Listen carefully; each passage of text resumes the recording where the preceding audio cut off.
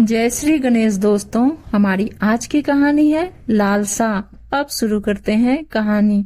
दिव्या ने अधखुली आंखों से दीवार पर लगी घड़ी की ओर देखा जो 8 बज गए हैं दिखा रही थी।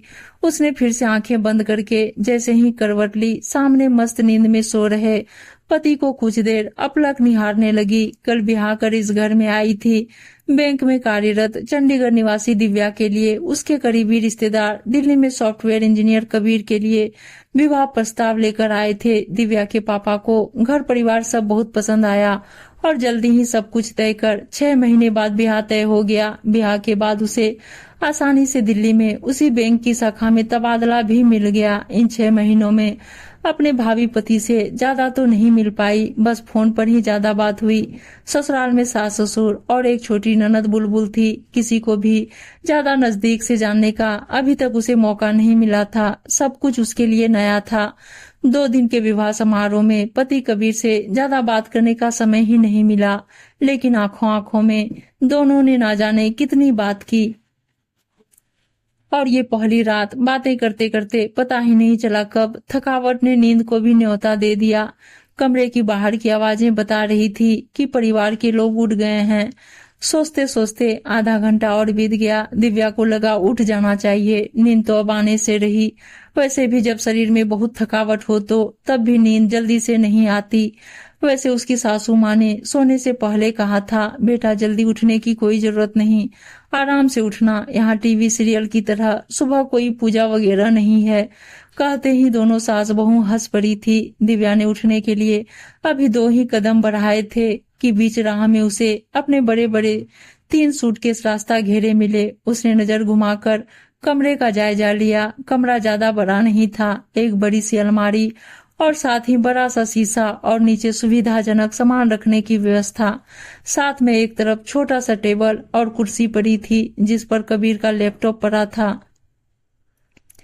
अटैचियों को सरकाकर उसने बाथरूम तक अपने जाने का रास्ता बनाया। तौलियों के लिए कबीर की अलमारी खोली तो देखकर हैरान हुई, जो कि पहले से ही कपड़ों से ठसाठस भरी हुई थी। देखते ही उसके मुख से निकला, हे राम, यहाँ तो रुमाल भर की भी जगह नहीं है, मेरे कपड़े कहाँ जाएंगे। खैर थोड़ी देर बाद बाथरूम से नहाकर जब बाहर निकली तो सूटकेस देखकर सोचने लगी, माँ ने किसमें मेरे हल्के फुल्के कपड़े रखे हैं। एक सूटकेस उठाकर बिस्तर पर रखा तो उसमें उसके ऑफिस के कपड़े, जूते वगैरह वगैरह। फिर हिम्मत कर दूसरा उठाते उठाते हाथ से ऐसा छूटा कि पैर के अंगूठे पर सीधा गिरा।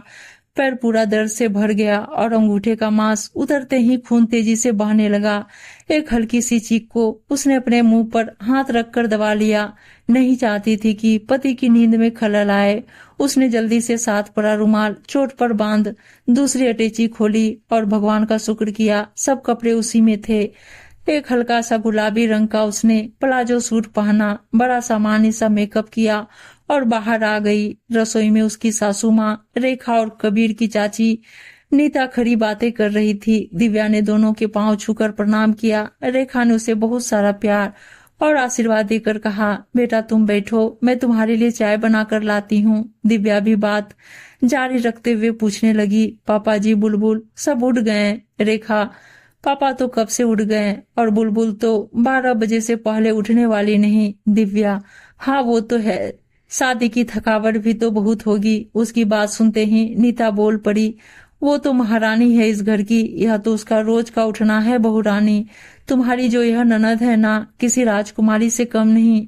धीरे धीरे तुम्हें उसके शौक नाच नखरे पता चलेंगे, कहकर चाची आंख मटकाकर हंसने लगी। तभी रेखा की नजर दिव्या के खून से भरे उस रुमाल पर गई तो वो एकदम घबरा गई। ये चोट कैसे लगी बेटा? वो उसके पैर की और देखते हुए बोली, वो अटैची लग गई। कपड़े निकालते हुए, ज्यादा नहीं है, ठीक हो जाएगी। कहते हुए दिव्या सासू माँ से पूछने लगी, मम्मी जी, मेरे कपड़े रखने के लिए कोई जगह है? रेखा, सच में बेटा, मैं भी इसी बारे में सोच रही थी। ऊपर छत पर हमारा गेस्ट रूम है, पर वहाँ दीवार की अलमारी में तो सीलन है, एक और पुरानी लकड़ी की अलमारी है। अगर तुम्हें पसंद आए तो वहीं फिलहाल रख लो, फिर जब समय मिले तो कबीर के साथ जाकर अपने लिए एक नई अलमारी खरीद लाना। दिव्या सुनकर खुश हुई और 2 दिन के बाद चाचा चाची के जाते ही अपनी सारी अटैचियां कमरे में पहुंचवा दी। दिव्या ने जैसे ही वह पुरानी अलमारी देखी तो कुछ देर के लिए उसे देखती रही। गजब की उस पर चित्रकारी थी। दरवाजे पर छोटा सा दर्पण भी था। लगता था जैसे पीढ़ी दर पीढ़ी कोई यादों की विरासत को धरोहर के रूप में संभाले हुए थी वह अलमारी। दिव्या ने बड़े करीने से उस खजाने रूपी अलमारी में अपने सब कपड़े अच्छे से लगा दिए। कुछ उसकी पोशाकें अभी पैकिंग में ही थी। उसने उन्हें वैसे का वैसे ही रख दिया। अलमारी में उसका सारा सामान बड़े सुसज्जित तरीके से जब लग गया तो जमी हुई अलमारी को देखकर वह स्वयं की मेहनत पर खुश होने लगी। रीति रिवाज, रिश्तेदार, घूमना फिरना जब निपट गया तो जीवन धीरे धीरे सामान्य ढर्रे पर आने लगा। फिर एक दिन इतवार को दोपहर में दिव्या रसोई में सासू माँ का हाथ बटा रही थी तो बुलबुल रसोई में आकर खाना मांगने लगी। माँ ने कहा आधे घंटे में तैयार हो जाएगा। खाना तैयार होते ही रेखा बुलबुल को आवाजें देने लगी। जब कोई जवाब नहीं आया तो उन्होंने दिव्या से कहा जाकर देख बेटा कहाँ चली गई है। अभी तो भूख भूख कहकर चिल्ला रही थी। बुलबुल को सारे घर में ना पाकर दिव्या उसे देखने छत पर चली गई। ऊपर छत पर पहुंचते दिव्या के पांव जैसे जमीन से जुड़ गए। सामने का नजारा देखकर उसके होश उड़ गए। बाहर छत पर जो चारपाई पड़ी थी उस पर दिव्या के सब कपड़े नुमाइश की तरह खुले पड़े थे। उसकी महंगी महंगी ड्रेसेज एक दूसरे पर एक ढेर के रूप में पड़ी थी जिसे खरीदते वक्त उसने ना जाने कितनी बार सोचा था। एक मध्यवर्गीय लड़की के लिए एक एक पैसे की कीमत होती है। वो अंदर कमरे में गई तो बिस्तर पर भी उसके कपड़ों की जैसे प्रदर्शनी लगी थी। पैकिंग के सभी लिफाफे इधर उधर बिखरे पड़े थे। सामने बुलबुल शीशे के सामने उसका गाउन पहन खुद को मटक मटक कर देख रही थी। दिमाग में हजारों सवालों के बाद दिव्या बस एक ही बात कह पाई, बुलबुल यह सब क्या है। दिव्या को देखते ही बुलबुल को जैसे अपनी उलझनों का तोड़ मिल गया। चेहरे पर प्रसन्नता के भाव लाते हुए बोली अच्छा हुआ भाभी आप आ गई। मुझे तो कुछ समझ नहीं आ रहा कौन सी ड्रेस पर अपना मन टिकाऊं। सभी एक से बढ़कर एक हैं। मेरी बहुत करीबी दोस्त की शादी है और एक नहीं 3-3 ड्रेसेस चाहिए। उसकी बात सुनते दिव्या अपने मन के आवेगों को नियंत्रण में रखकर बड़े प्यार से बोली लेकिन दिव्या तुमने तो अभी शादी में भी कितने कपड़े बनवाए होंगे और फिर ये सब तो मेरे साइज के हैं। बुलबुल भाभी वो तो सबने देख लिए और साइज कोई समस्या नहीं, वो तो मैं आधे घंटे में ठीक करवा लूंगी। बस आप मेरी यहाँ मदद कर दो। दिव्या मुझे नीचे बहुत काम है और तुम भी आकर खाना खा लो। कहकर दिव्या नीचे चली गई। नीचे आकर जब रेखा ने पूछा तो दिव्या ने सारी बात बता दी। माँ ने कहा यह लड़की भी ना कहकर इतनी बड़ी बात को बिल्कुल हल्के में लिया तो दिव्या को एक और झटका लगा।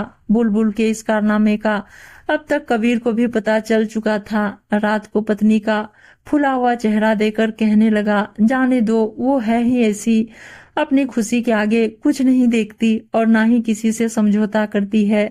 कुछ अमीर घरों की लड़कियां उसकी दोस्त है, बस उन्हीं जैसा बनना दिखना। जो भी है बस उसके लिए यह सब बहुत मामूली है। ऐसा नहीं है कि हम उसे कुछ कम पैसे देते हैं। पापा से खूब पैसे लेती रहती है। शुरू शुरू में माँ मना करती थी, जब देखा उस पर कोई असर नहीं तो माँ ने भी अपना रवैया बदल लिया। पापा को ज्यादा उसके बारे में कुछ नहीं पता। मैं उसके निजी कामों में ज्यादा दखल अंदाजी नहीं करता। वैसे भी काफी जिद्दी और मुंह फट है। मेरी मानो तुम भी इन सब से दूर रहो। मैं नहीं चाहता कि उसके मन में तुम्हारे लिए सम्मान कम हो। वैसे भी पापा उसके लिए लड़का ढूंढ रहे हैं। उसका कॉलेज खत्म होने का बस इंतजार है। कबीर की बात का जवाब देते हुए दिव्या बोली कबीर घरों परिवारों में बहनें ननद भाभी एक दूसरे के कपड़े पहन लेती हैं, कोई बड़ी बात नहीं है। लेकिन किसी की चीज को हाथ लगाने से पहले पूछ तो लेना चाहिए।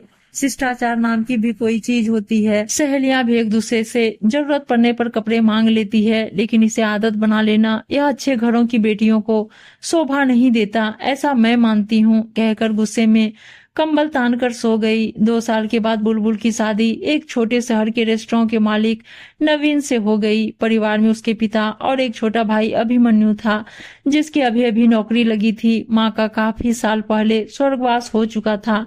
जाहिर था गृहिणी होने के नाते सारा घर बुलबुल के हवाले था। बुलबुल धूमधाम से ब्याह करके अपने घर चली गई। इन 2 सालों में दिव्या ने ननद के कई रूप देखे। अक्सर तारों पर सूखते कपड़े बताते थे कि यह लिबास बुलबुल का नहीं है। दिव्या को भी अपनी कई बार खोई हुई चीजें बुलबुल के कमरे से मिली। अब तो दिव्या के लिए भी यह आम हो गया था। बुलबुल अपनी नई जिंदगी में व्यस्त होने की वजह से मायके कम आती थी। वहां उसने अपनी कैसी छवि कायम की थी कुछ ज्यादा दिव्या को नहीं पता लगा। पति का स्वभाव बहुत अच्छा था, इसलिए शिकायत करने की कभी उनसे उम्मीद नहीं थी।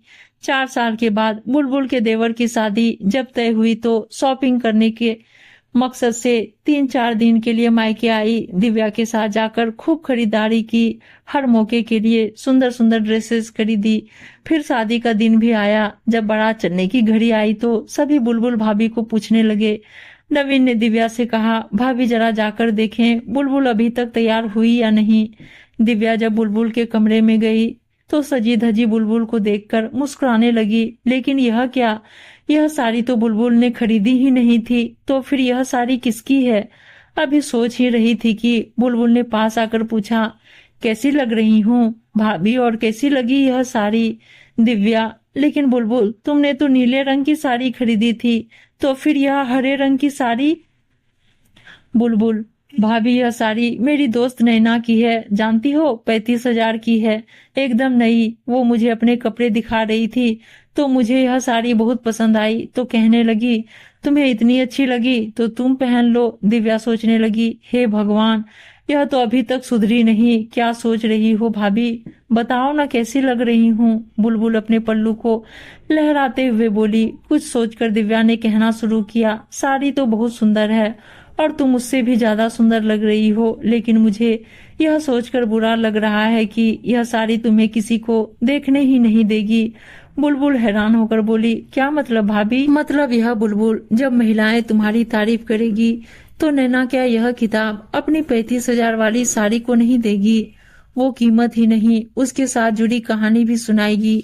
यह साड़ी मैंने फला शोरूम से खरीदी, ये साथ थे, बहुत विचार किया, फिर पति ने दिलाया, वगैरह वगैरह। जब सबको पता चलेगा कि तुमने अपने देवर की शादी में मांगी हुई साड़ी पहनी तो लोग क्या सोचेंगे। यह साड़ी तुम्हारे रंग रूप खूबसूरती पर हावी हो जाएगी। अपनी कम कीमत की चीज में भी अथाह खुशी होती है, और साथ में संभल संभल कर चलने खाने का भी खतरा नहीं होता। कहकर दिव्या हंस पड़ी। चल जल्दी से सामान समेट कर आ जा, सब तेरा इंतजार कर रहे हैं। दिव्या तो चली गई, लेकिन बुलबुल के अंतरिम में कई सुरती के तार झंझना गई। थोड़ी देर में बुलबुल आई तो दिव्या की आंखें खुशी से चमक उठी। नवीन की पत्नी को देखकर बांछें खिल उठी। बुलबुल अपने पति की मेहनत की कमाई का लिबास ओढ़ कर आई थी, वही नीले रंग की साड़ी। प्रसन्नता उसकी आंखों में ही नहीं बल्कि पूरे जिस्म पर छाई थी। दिव्या के पास आकर बोली, थैंक यू भाभी, मुझे इतनी भारी गलती करने से रोकने के लिए। आपका एक एक शब्द ने आज मुझे अंदर से जगाया है। आज तक मैं क्षणिक खुशी के लिए अपने आप को गिराती आई, दूसरा उसे किस मन भाव से दे रहा है इस बारे में मेरी लालसा ने कभी विचार ही नहीं किया। यह सिर्फ मेरी तृष्णा थी और कुछ नहीं, जो कि अब हमेशा के लिए विदा हो गई। मजा तो अपनी खरीदी वस्तुओं में ही ज्यादा है, यह मैं अंदर से महसूस कर रही हूँ आज। देखो तो नवीन कैसे अपलक मेरी ओर ही देखे जा रहा है, शायद यही वो भी चाहता था। कहकर बुलबुल दिव्या के गले लग गई और दोनों ननद भाभी मस्त होकर नाचने लगी। उम्मीद है दोस्तों कहानी अच्छी लगी होगी, और अच्छी अच्छी कहानियां सुनने के लिए चैनल को सब्सक्राइब और वीडियो को लाइक शेयर जरूर कर दीजिएगा। धन्यवाद दोस्तों।